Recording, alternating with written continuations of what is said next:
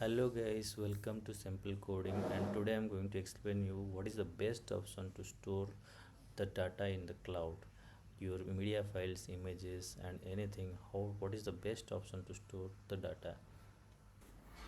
For my current application which I am building, I try to find out a way where I can store the images very cheaply, and it can scale up to uh, 10,000 users and there will be no issues. So I went through many websites like DigitalOcean Spaces, AWS S3 and Cloudflare R2. What will be the best option for me for in the future? So I found out Cloudflare R2 is the best option for me because why? Egress fees is zero. If you'll see, the egress fees for Cloudflare R2 is very minimal, very minimal. So if you can see this this place here you can I can there is a Cloudflare R2 which is almost $0 per G for the egress fees. Architecture is okay, global uncaged network, distributed object storage, and latency also very low, and it can scale seamlessly. The only downside is that R2 you have to register your you have to provide your credit card details, and if anything's like goes beyond their free tier you will be charged, but I'll come to that how the free tier and charges about it. So if you go to the next slide.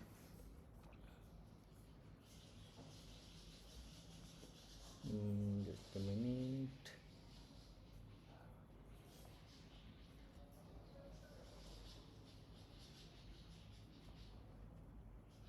Let's go to the architect. And storing data is cheap, serving is the trap. What does this mean? Like whenever you store any file or anything, so if you will come across all the cloud provider, they'll that storing is cheap for them, storing is cheap for them, but it's not actually the storage, it's the serving. Like how frequently your data is getting fetched, how frequently your data is getting get by the user, those actually is costing for you. So egress is actually how much you're streaming, how much your user is actually fetching those data.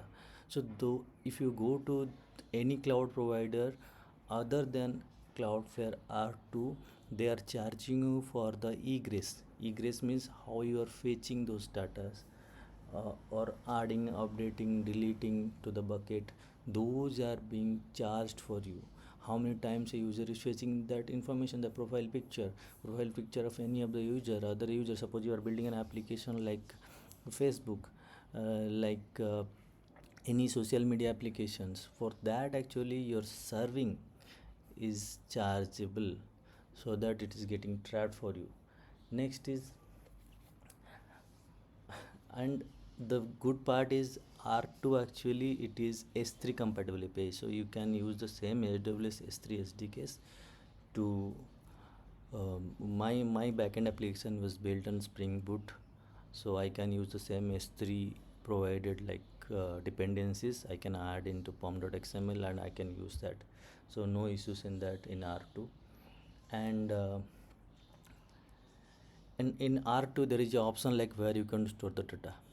You there is I'll go to that in the subsequent videos, but in R2 you can store the data according to the your global region. Suppose your region is based on UK and that's compliant against GDPR compliant, so you can store the data in UK region and it will be GDPR compliant, there will be no issues at all.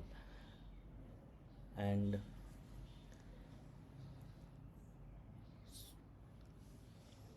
so and the best part is, suppose your application is already in S3, Amazon S3, you want to migrate it, you don't have to write a manual script where it will go and migrate to R2.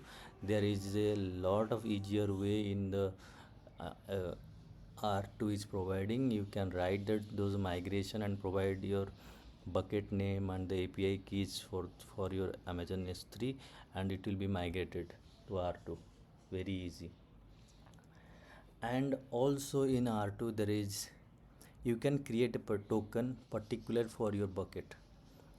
That token is only for that particular bucket, and you can create multiple buckets and you can create multiple tokens. You can keep those tokens, that will be for particular time period, like within 60 days or 30 days or maybe 6 months. If you are not that sensitive application, sensitive information, you can do the token rotation.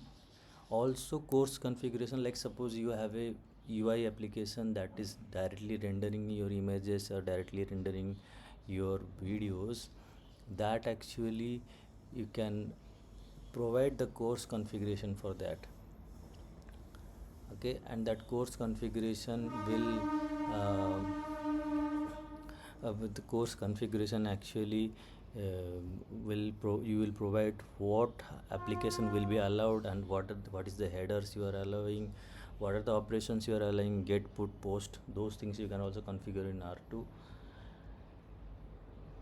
Yeah.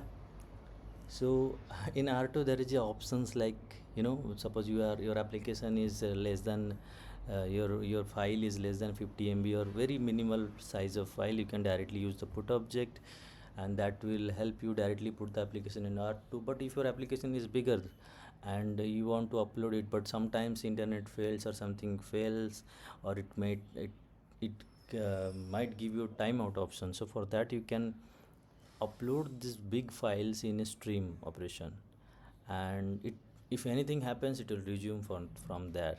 So that's a good point from R2 perspective. And yeah, same things I told you. It's just when server is a proxy, it will be very easy. Your backend application don't build heavy lifting. From your front end application you can directly also upload into R2, but that involved some security concepts you have to apply. We'll go through that. Yeah, similar thing, there is a pre-signed URL options is there. So from your client, you call your Node.js or any Spring Boot application if you have, that will give a pre-signed URL, and using that pre-signed URL you can bypass and directly store your objects in R2. And from, if you are doing a get operation, you can get a pre-signed URL which will render your images or videos. And using this pre-signed URL, it will be very easy for you because it will not give heavy load on your backend server. That platform will take care for that, uploading any images and uploading any files to the Cloudflare R2. This is an example how we can put and any images and a pre-signed URL with the time frame. It will expire in 3600 seconds. So that is the one way you can customize your pre-signed URL. And in Cloudflare R2 there is some operations which are like class A and class B operation. In R2 they have defined some operations class A and class B. So class A operations like upload, delete, modify, and class B like get, view, and list. So those, based on those operations and based on some free tier, you will get the benefit. Actually you have to know about class A and class B operations and how frequently your applications is getting doing all kind of upload, delete, and modify, or it's only get, view, or list. So you have to calculate those things.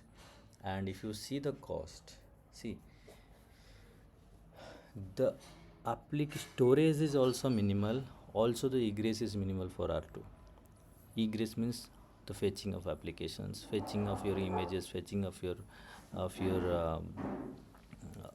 any kind of media files. So DigitalOcean is charging around $290, and same file it will go exponentially at $2500, which will be way high, where R2 is giving you costly around $0. So that's a good sign for R2. Also, if you'll see, object storage sits of in free tier actually Cloudflare is giving 10 GB of files you can store. That is under your free tier, and your free tier also involved 1 million of class A operation and 10 million of class B operation, and time limit is forever and egress fee is $0. While S3, your free tier is only for 12 months, and that is 5 GB, and free tier request is 2000 put request and 20k get request. Also this involves, if your application is running in AWS EC2 instance, so this will be a little bit less chargeable. That I will go through, and we can create another video on it. Yeah, pretty much it. So, and the right tool is, I think, for me, after doing a lot of analysis and lot of research, I found out R2 is best option for me. If anything new comes up, I will definitely share with you guys. So that's it from my end. Thank you.